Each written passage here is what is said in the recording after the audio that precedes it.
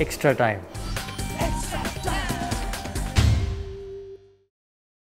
Hit the subscribe option and the bell icon to get all the exclusive sports videos on Xtra Time. Hello and welcome everyone. This is a very, very special episode coming to you. In a few hours from now, we will have the much anticipated IPL 2022 mega auctions being held in Bengaluru from February 12th and 13th.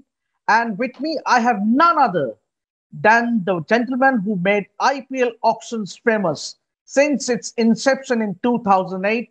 I am joined by none other than famous auctioneer from UK, Richard Madley. Richard, welcome to Xtra Time.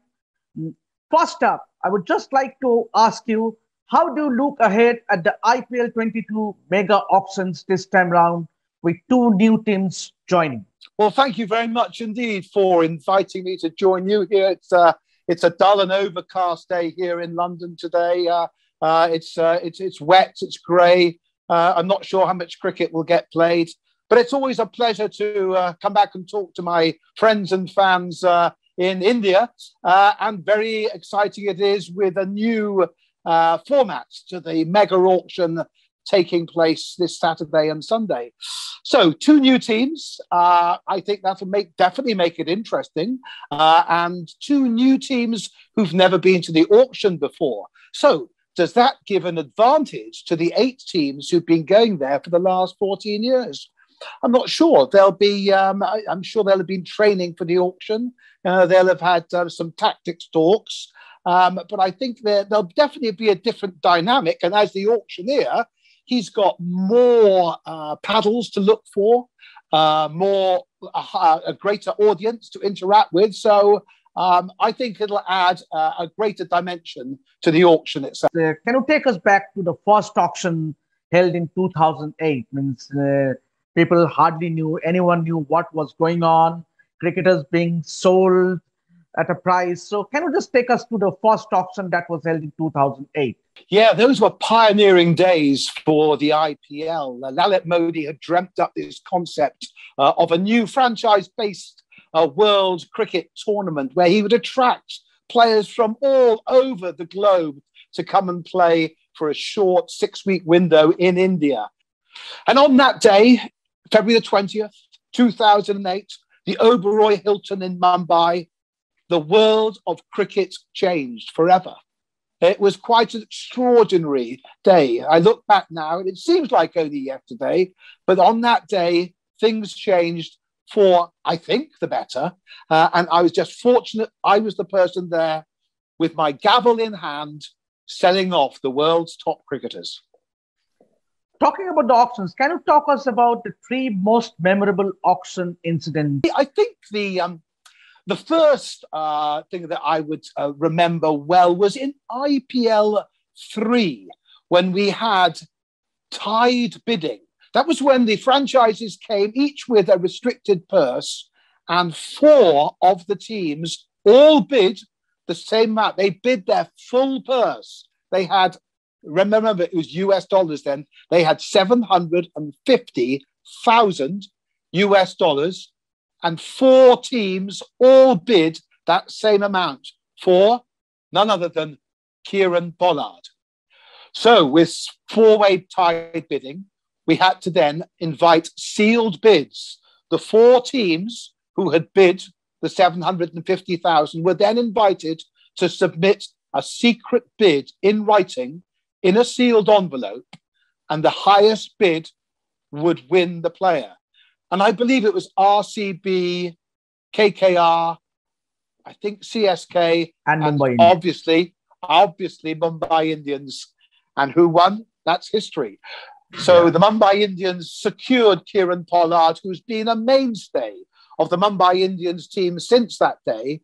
And of course, is a retained player again in the auction this weekend.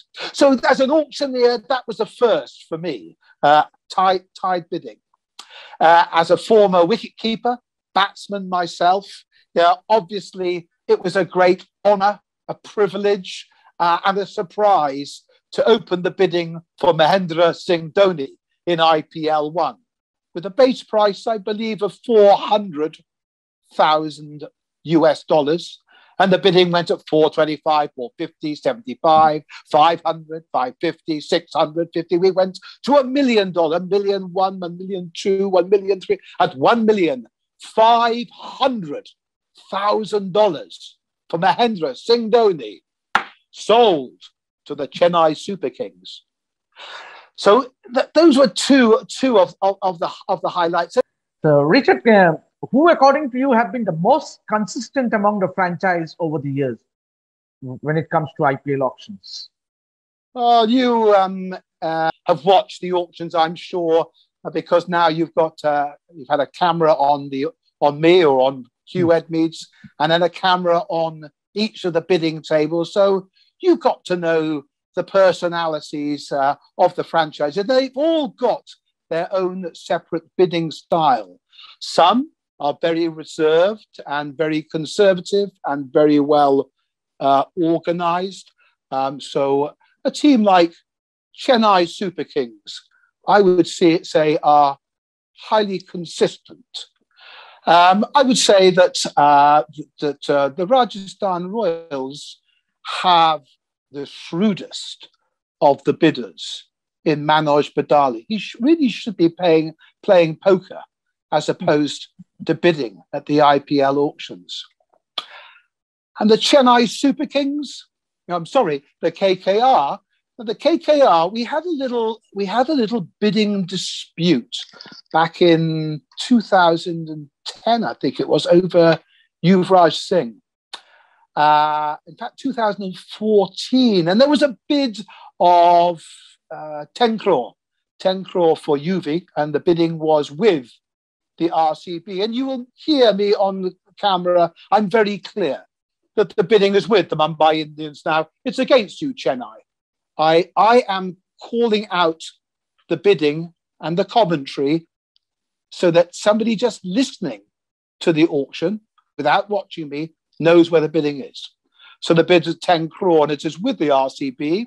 And I looked around the room and I'm thinking, well, UV is going to sell for 10 crore. I all done now at 10 crore. And I scanned the room and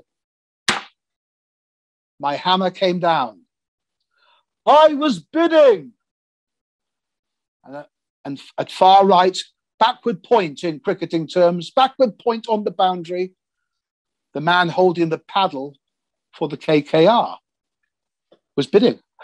Now, I am a human being. I've got no VAR. I can't go upstairs. I'm on my own there. I've got to make a decision, a split decision at that time. So the first thing I would said is, I did not see your bid. So I'm telling everybody that I'm a human being. I'm not a computer, and I have no technical support. But if you are telling me that as my hammer came down, your paddle went up, then we will reopen the bidding. Now, that was not a popular decision with the RCB, who considered the player to be theirs. But in the rules of the auction, the auctioneer has total discretion to reopen the bidding at any stage. And in that case, I felt it was only fair to continue the bidding because I had not seen the bid that came from the KKR. Interestingly, the following year, I noticed that Venki Mysore, who was then changing a lot of things in the team, brought in a new bidder for KKR at the next auction, and they were very, very slick next year. But it's just always a pleasure to return to India, this time via Zoom, a new concept in which the way we communicate. We didn't have Zoom at the first IPL auctions, but I would like to say thank you for making me still so very welcome. I haven't taken an auction in India since 2018, but it seems as if I never left, and I have had such a great relationship with the friends, with the followers, with the whole family of IPL, that it's just a great privilege and pleasure to join you here today. Thanks very much. Thanks very much, Richard. This is Extra Time. Extra Time.